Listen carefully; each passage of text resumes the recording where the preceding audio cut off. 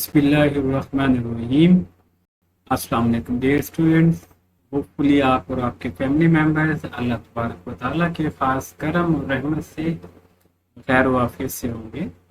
Dear students, आज के lecture number 2 में हम क्लास 9 जो कि न्यू बुक है 2025 की, इसमें हम आज इंटरनेशनल सिस्टम ऑफ यूनिट्स और इसके साथ जो है वो हम डिराइव यूनिट्स और प्रीफिक्सेस जो हैं जो हम मेजरमेंट्स में यूज करते हैं, आज हम ये टॉपिक डिस्कस करेंगे।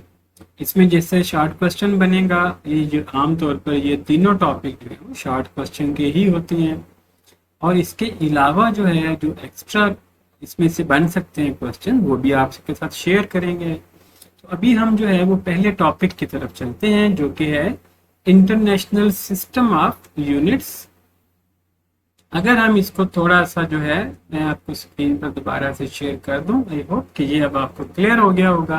तो इसमें बेटा देखें, अभी हम पहले टॉपिक को डिस्कस करते हैं और इस टॉपिक के अकॉर्डिंग फिर हम अपनी नेक्स्ट जो है लेक्चर उसकी तरफ चलते हैं। अब जब हम इसको फॉलो करते हैं तो इसमें देखें कि हमारे पास अब ये जो टॉपिक का नेम है ये इंटरनेशनल सिस्टम ऑफ यूनिट्स। हमने प्रीवियस जो है वो टॉपिक में स्टडी किया था कि जब कोई हम फिजिकल क्वांटिटी जो है वो मेजर करते हैं, तो फिजिकल क्वांटिटी जो है वो मेजर जो साइंटिफिकली नहीं की जाती थी पहले दौर में, अर्ली डेज में, वो डिफरेंट मेथड थे। लोग अपने अपने हैंड्स की हेल्प से, अपने आर्म्स की हेल्प से, अपने स्टेप या फुट की हेल्प से मेजरमेंट करते थे। तो वो उसके अंदर कंफ्यूजन होती थी, मुख्तलिफ मेजरमेंट करते थे तो सॉफ्टवेयर उसमें डिफरेंस आता था। किसी की आर्म्स की लेंथ, हैंड का साइज जो है वो डिफरेंट होता है, हाइट के हिसाब से कोई ज़्यादा टॉल होता है, कोई मीडियम एवरेज का होता है, कोई बिलो एवरेज का होता है उसकी हाइट, तो उस हिसाब से बॉडी का साइज भी डिफरेंट होता है। तो इसमें कंफ्यूजन आती थी। फिर साइंटिस्ट ने फिर डिसाइड ये किया कि जब आप फिजिकल क्वांटिटी में करेंगे तो उसकी एक स्टैंडर्ड यूनिट और उसकी एक स्टैंडर्ड वैल्यू होगी, उसको डिजाइन किया। तो उस सिस्टम को हम कहते हैं इंटरनेशनल सिस्टम ऑफ यूनिट्स। तो देखें ये कब हुआ, ये 1961 में तमाम साइंटिस्ट ने, जो कमेटी है बेसिकली इंटरनेशनल कमेटी, जो वेट और मेजर की कमेटी है, उन्होंने डिसाइड किया कि एक ऐसा सिस्टम यूज किया जाए जो कंसिस्ट है बेसिकली 7 बेस यूनिट्स के ऊपर। इसको हम कहते हैं इंटरनेशनल सिस्टम ऑफ यूनिट्स, और इसके एब्रीविएशन है, यानी शॉर्ट करके जो हम इसको लिखते हैं वो SI है।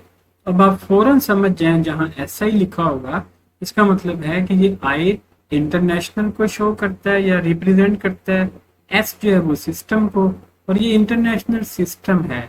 और ये इंटरनेशनल सिस्टम किसका है, ये यूनिट्स का है। इसको हम कहते हैं इंटरनेशनल सिस्टम ऑफ यूनिट्स। ये 1961 में, तो ये MCQs आपने याद रखना है। आपसे पूछा जा सकता है कि इंटरनेशनल सिस्टम जो है वो कब से लागू किया गया, कब से जो है वो वर्ल्ड को रिकॉग्नाइज करवाया गया, और कब से ये लोग, ये साइंटिस्ट यूज कर रहे हैं। और इसको हम 1961 इसकी वैल्यू आपने याद रखनी है। सर्कल कर रहा हूँ, ये याद रखना। Use of SI measurements helps all scientist to share and compare their observations and result easily। अब चूंकि सारे लोग पूरी दुनिया में जहां भी कोई मेजरमेंट होती है, तो वो अगर लेंथ मेजर कर रहे हैं तो वो इसी सिस्टम के अकॉर्डिंग यूज करेंगे उसका यूनिट। अगर कोई मैथ मेजर कर रहा है, कोई टाइम मेजर कर रहा है, कोई टेम्परेचर मेजर कर रहा है, तो वो जितनी भी क्वांटिटी अलग अलग जगह पर मेजर हो रही है, उनका जो यूनिट होगा वो बड़ा सेम होगा, वो सेम इसी सिस्टम इंटरनेशनल के अकॉर्डिंग होगा। इस तरह बेसिकली जो है जो ऑब्जर्वेशन है वो इजीली शेयर हो सकती है। पूरी दुनिया में वो जो रिजल्ट है कंपेयर करेंगे तो उसके मुताबिक हमारा आंसर जो है सब जगह पर एक्सेप्टेबल हो जाएगा।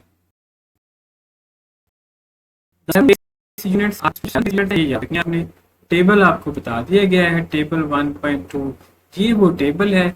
इस टेबल को याद कर लेना है। ये शॉर्ट क्वेश्चन में भी पूछा जा सकता है कि write the name of physical quantities and their unit, या समटाइम कहा जाता है कि draw the table of physical quantities, इसको कहते हैं बेस फिजिकल क्वांटिटी, ये इनका बेस यूनिट है।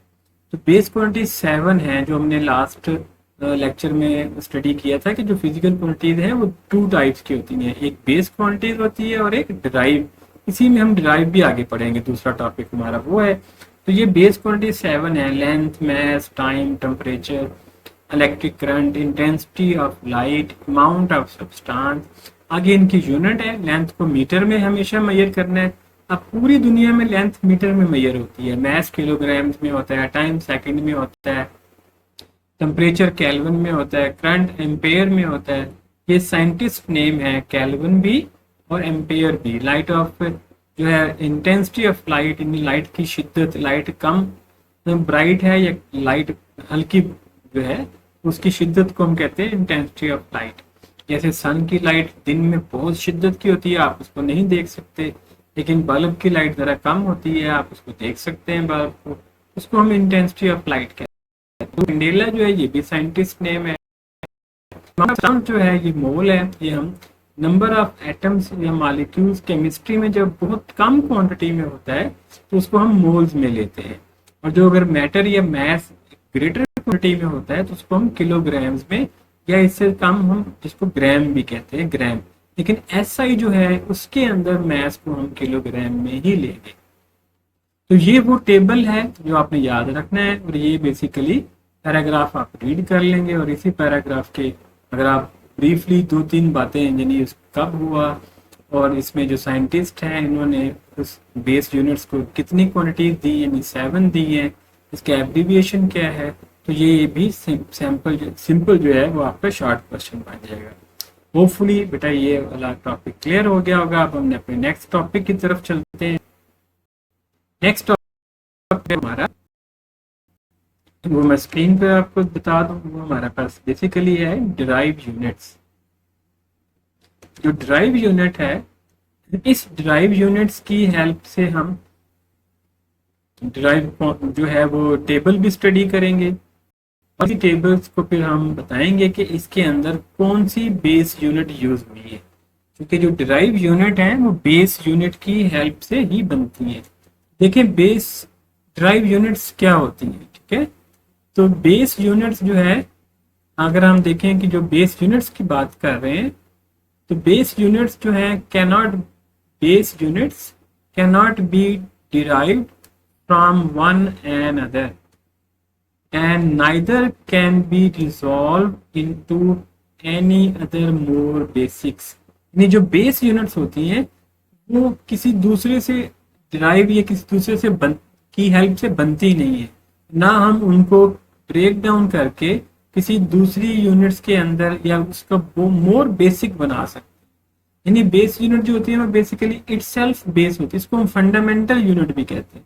यानी इससे छोटी यूनिट कोई और है नहीं सिंपल लैंग्वेज में, ठीक है। So while the unit derived quantities such as speed, area, volume, ये सारी कौन सी क्वांटिटीज हैं, ये बेसिकली फोर्स, ये डिराइव क्वांटिटीज हैं, और इनकी जो यूनिट है वो भी डिराइव यूनिट होगी। Pressure and electric charge can be derived using the base units.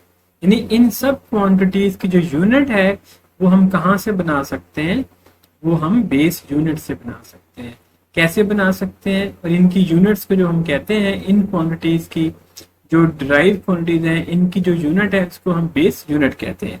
जैसे कि आप ये टेबल देख रहे हैं 1.3, इसमें ये फिजिकल क्वांटिटीज है, ये एरिया जो है बेसिकली वो डिराइव क्वांटिटी है, वॉल्यूम भी डिराइव क्वांटिटी है। एरिया जो है इसका यूनिट क्या होता है, मीटर स्क्वायर, यानी मीटर इंटू मीटर स्क्वायर बन जाएगा। क्यूबिक मीटर ये वॉल्यूम होता है, वॉल्यूम का फार्मूला होता है length multiply breath multiply by width या हाइट। तो 3 क्वांटिटीज हैं, तीनों मीटर में, वो मीटर क्यूब बन जाएगा, इसको आप मीटर क्यूब कहते हैं। स्पीड जो है मीटर पर सेकंड। अब ये जो मीटर है बेसिकली लेंथ यूनिट है या डिस्टेंस का है, सेकंड जो है वो टाइम का है। ये मीटर पर सेकंड यानी लेंथ और बेसिकली यानी मीटर और सेकंड ये बेस यूनिट है, इन दोनों को डिवाइड करेंगे तो हमारे पास स्पीड का यूनिट बन जाता है। इसी तरह फोर्स का यूनिट है न्यूटन, प्रेशर का है पास्कल, इलेक्ट्रिक चार्ज जो है कूलम है जिसको सी कहते हैं, और प्लेन एंगल है ये रेडियन है, और रेडियन जो है ये भी बेसिकली डिराइव यूनिट है। तो ये बेसिकली टेबल है, इस टेबल में आपको एटलीस्ट 3 to 4 तो एटलीस्ट आपको क्वांटिटीज का नाम आना चाहिए और उनकी यूनिट आनी चाहिए और उसका सिंबल क्या है वो भी आना चाहिए। अब हम डिराइव यूनिट्स को कैसे निकालते हैं इसकी एक एग्जांपल यूनिट्स आर कॉल्ड, ये हमारे पास डिराइव यूनिट की डेफिनेशन बन गई, the units which can be expressed in term of base units are called derive units. तो आप ये लाइन जो है याद रखेंगे, ये डेफिनेशन बन गई। और इसी की एग्जांपल है जैसे एरिया है, एरिया लेंथ इनटू ब्रेथ होता है। अगर हम रेक्टेंगल की बात करें ना, रेक्टेंगुलर शेप कोई ऑब्जेक्ट है जस्ट लाइक दिस, इसकी बटा साफ एरिया लेंथ भी होगी और इसकी ब्रेथ भी होगी भी। तो लेंथ को ब्रेथ को मल्टीप्लाई करते हैं तो एरिया आ जाता है। तो अब लेंथ भी मीटर में है, ब्रेथ भी मीटर में, तो मीटर मीटर मीटर स्क्वायर बन जाएगा। जब ये मीटर स्क्वायर बनेगा तो फिर ऑब्वियसली जो है वो हमारे पास एरिया का यूनिट आ जाएगा। अब हम इसको थोड़ा आगे की तरफ चलते हैं कि जब हम डिराइव यूनिट्स जो है वो यूज कर रहे हैं तो इन डिराइव यूनिट्स को जब हम यूज करते हैं तो आपके पास ये वैल्यू आ जाती है। ये एग्जांपल जो है वो हम बात कर रहे हैं एरिया की, तो एरिया जो है बन गया हमारे पास सिंपल मीटर स्क्वायर। इसी तरह जो है दूसरी एग्जांपल है स्पीड की। अगर हम स्पीड क्वांटिटी है तो स्पीड डिस्टेंस ओवर टाइम होता है, यानी जो डिस्टेंस हम कवर कर रहे हैं वो कितने टाइम में कवर कर रहे हैं। जैसे अगर हम बाइक चलाते हैं या गाड़ी चलाते हैं, हम अगर सपोज कर लेते हैं कि हम जो है वो 60 किलोमीटर, हम 60 किलोमीटर और पर आवर की स्पीड से गाड़ी या बाइक चला रहे हैं। ये जो 60 किलोमीटर है ये डिस्टेंस है और आर जो है वो टाइम है। डिस्टेंस का जो ऐसे यूनिट होता है ना वो तो मीटर होता है, तो डिस्टेंस का यूनिट आ जाएगा मीटर और टाइम का सेकंड, तो मीटर पर सेकंड ये यूनिट बन जाता है स्पीड का, जिसको हम कहते हैं एस आई के अकॉर्डिंग, बेस यूनिट के अकॉर्डिंग ये मीटर पर सेकंड है और ये डिराइव यूनिट बन जाता है। इसी तरह जैसे आपको बता दिया मैंने एग्जाम्पल और टेबल में भी बताया कि few derive units with specific name and symbols are given in the table 1.9।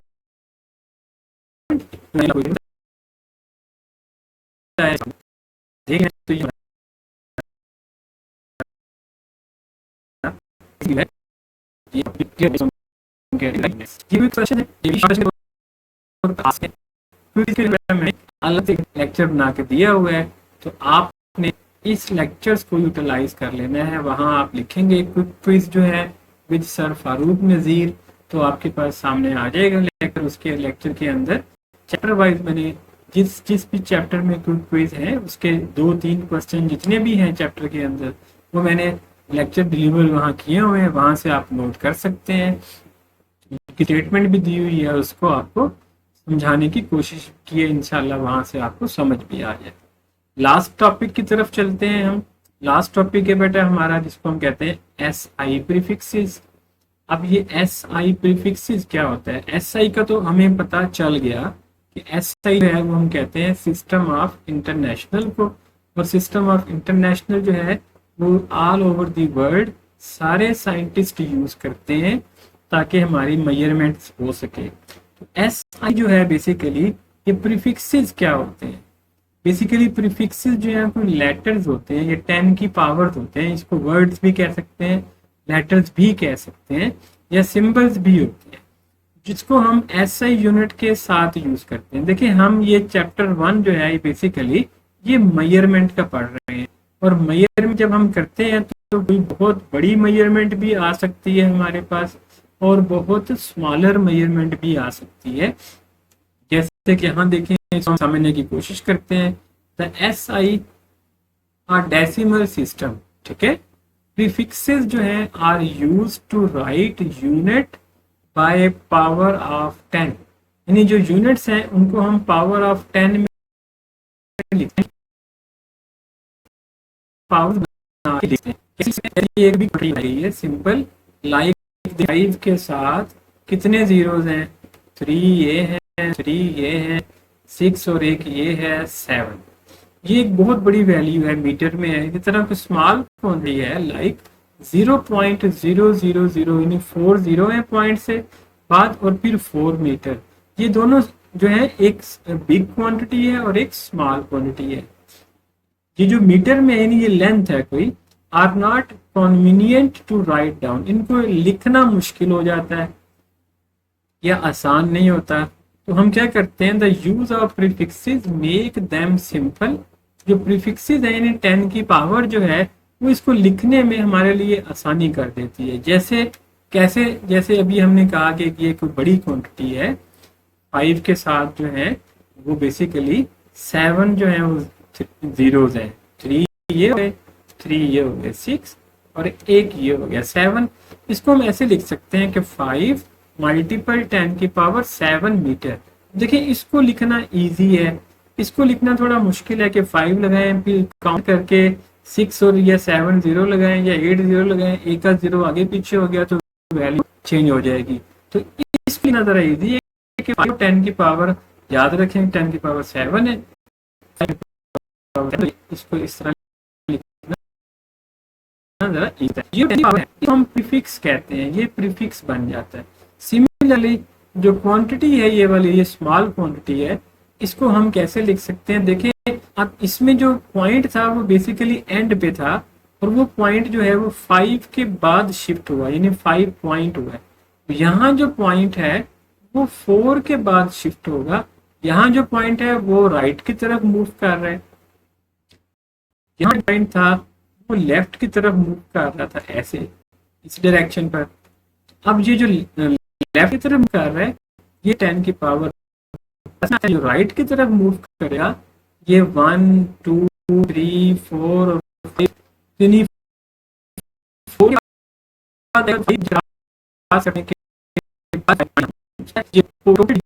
4 zero और एक जो है वो 4, ये 5 बन जाते हैं, 5 बन जाते हैं।